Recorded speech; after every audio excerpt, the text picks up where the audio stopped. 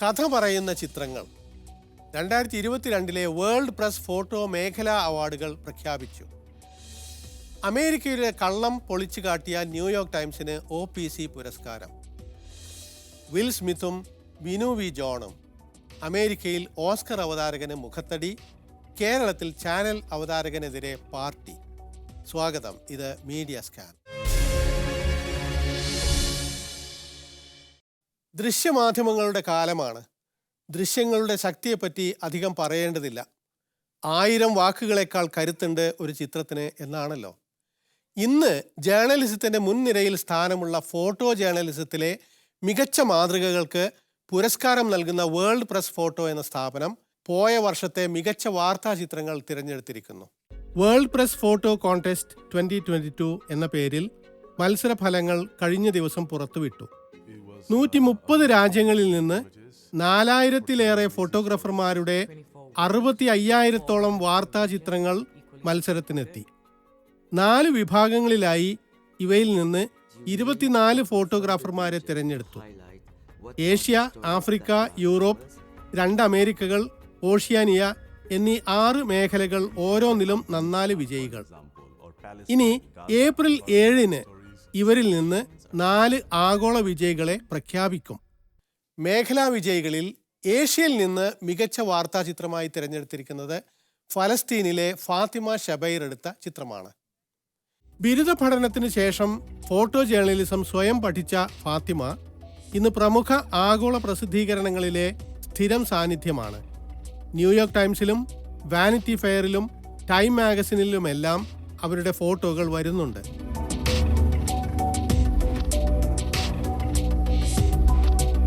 കഴിഞ്ഞ കൊല്ലം ടൈം വാരിക തിരഞ്ഞെടുത്ത 100 മികച്ച ചിത്രങ്ങളിൽ ഫാത്തിമയുടേതുമുണ്ട്. കഴിഞ്ഞ മേയിൽ ഇസ്രായേലി ബോംബിങ്ങിൽ തകർന്ന വീട്ടിൽ നിന്ന് കയ്യിൽ ആകെ ബാക്കിയായ കളിപ്പാട്ടവുമായി പുറത്തേക്ക് നോക്കുന്ന ഈ ഫലസ്തീൻ കുട്ടിയുടെ ചിത്രം അതിൽപ്പെടും. ഗാർഡിയൻ പത്രത്തിൽ അതിനെപ്പറ്റി വന്ന ലേഖനമാണിത്. ധീരമായ ഫോട്ടോ ജേർണലിസത്തിന് അന്താരാഷ്ട്ര മാധ്യമ വനിതാ ഫൗണ്ടേഷൻ കഴിഞ്ഞ കൊല്ലം തിരഞ്ഞെടുത്തതും ഫാത്തിമ ഷബൈറിനെ തന്നെ. ഇതാണ് സമ്മാനാർഹമായ വാർത്താ ചിത്രം. ഇസ്രായേലിൻ്റെ ഗസ ആക്രമണമാണ് സന്ദർഭം.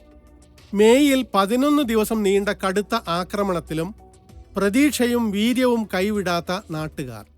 എല്ലാം തകർക്കുന്ന യുദ്ധം. പകൽ ഇവർ പ്രതിഷേധ പ്രകടനം നടത്തും. രാത്രി ഇരുട്ടിൽ മെഴുകുതിരി തെളിച്ച് പതാകയ്ക്ക് ചുറ്റും കൂടിയിരിക്കും. So this photo shows children in Gaza taken by a female Palestinian photographer in such a difficult time. We know about the ongoing Palestine-Israeli conflict, but what is happening to the children is really important for us, not only to see the living condition of the children. വാചാലമാണ് ഈ ചിത്രം. Composition നോക്കുക. പശ്ചാത്തലം ഇരുണ്ടിരിക്കുന്നു, നടുവിൽ വെളിച്ചം, ചുറ്റും തകർച്ചയാണ്. ഈ കൂട്ടായ്മ അതിനെതിരായ ഐക്യവും. But this particular image has actually 2 sides. If you look at the background, is the ruins all over and it's darkened. But if you come back to the foreground, you see the children are holding the candle and flags. Why is it so? Because they have come back from a demonstration. ഈ ചിത്രത്തിന് തന്നെ Fathima ഷബൈറിന് America overseas press ക്ലബിന്റെ മികച്ച photo അവാർഡും കിട്ടിയിട്ടുണ്ട്. Asian മേഖലയിൽ നിന്ന് സമ്മാനാർഹമായ മറ്റൊരു ഫോട്ടോ താലിബാൻ ഭരണത്തിലുള്ള കാബൂളിലെ ഒരു സിനിമാ തിയേറ്ററാണ്. ബ്രാം ജാൻസൺ പകർത്തിയ ചിത്രം. തിയേറ്റർ ശൂന്യമാണ്. സിനിമാ ഹാളിലുള്ളത് 10 ജീവനക്കാർ മാത്രം. പിന്നെ വീട്ടിലുണ്ട് സ്വന്തം തിയേറ്ററിൽ പോലും പോകാൻ അനുവാദമില്ലാത്ത ഉടമയായ സ്ത്രീയും. This cinema hall in Afghanistan, where you don't see the audience, you see empty seats and 20 employees working in the cinema hall. It's a story. Photographically, it's very poetic. It has that slowness, that muted experience of absence. ഇന്ത്യയിൽ നിന്ന് സെന്തിൽ കുമരൻ എടുത്ത ശ്രദ്ധേയമായ ചിത്രം മഹാരാഷ്ട്രയിലെ കടുവ സങ്കേതത്തിലെ മനുഷ്യരുടെ ജീവിതത്തെ പറ്റിയാണ്. മനുഷ്യരും വന്യജീവികളും തമ്മിൽ വർദ്ധിച്ചു വരുന്ന സംഘർഷങ്ങളുടെ കൂടി ചിത്രം. This tiger project is having 3 different angles. People and tiger, they coexist, and this conflict also talks about both of their dependencies on food. And the third most important angle is the forest itself.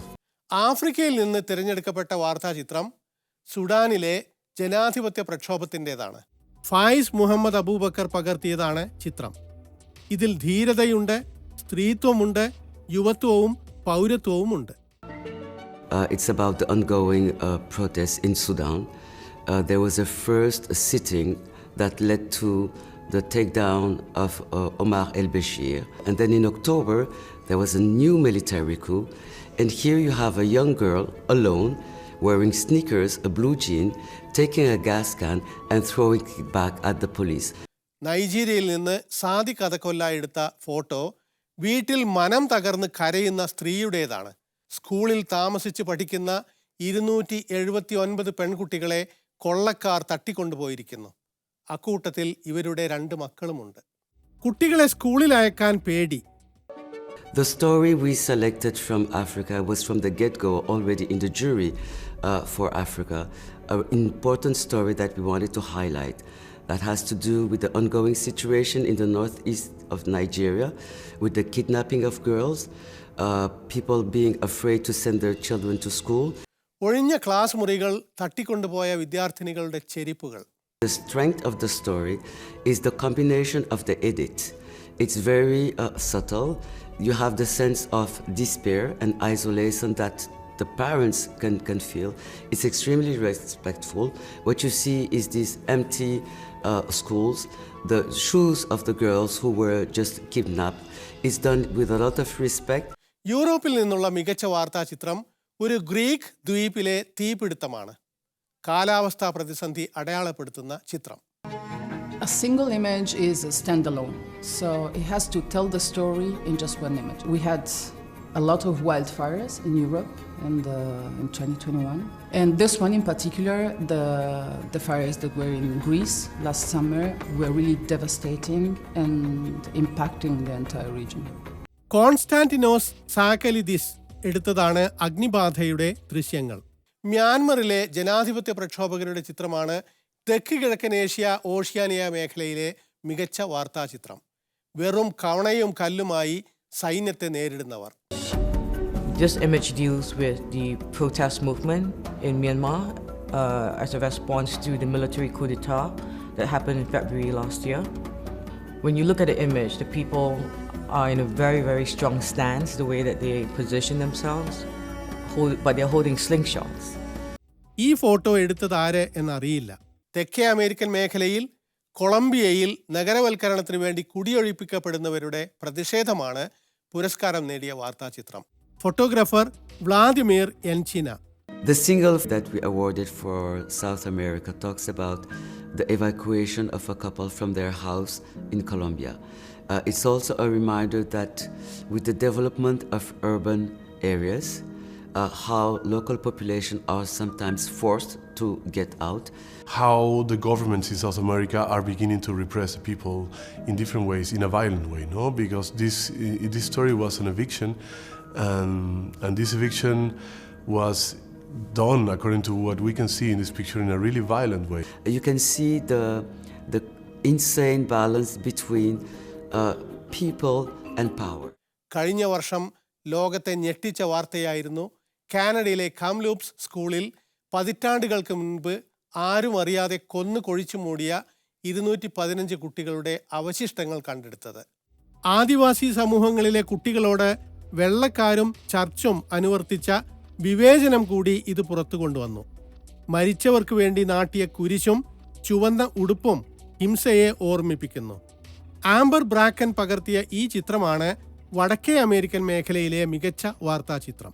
It reveals also the role of the church and how culture of First Nation people have been violently erased. It's a global message. It's a kind of image that sears itself into your memory.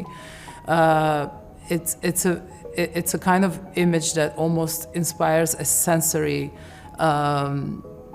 a reaction. You know, I could almost hear the quietness in that photograph.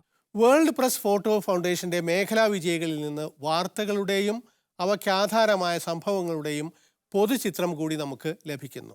ഭരണകൂട ഭീകരതയുടെ ചിത്രങ്ങൾ അവയിലുണ്ട്.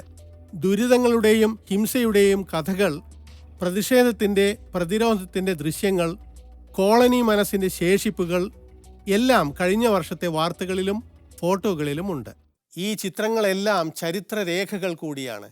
ഈ 24 മേഖലാ വിജയികളിൽ നിന്ന് ആഗോളതലത്തിൽ 1-ാം സ്ഥാനം ഏതിനാകും? ഈ ആഴ്ച അതിൻ്റെ ഫലം വരാനിരിക്കുന്നു.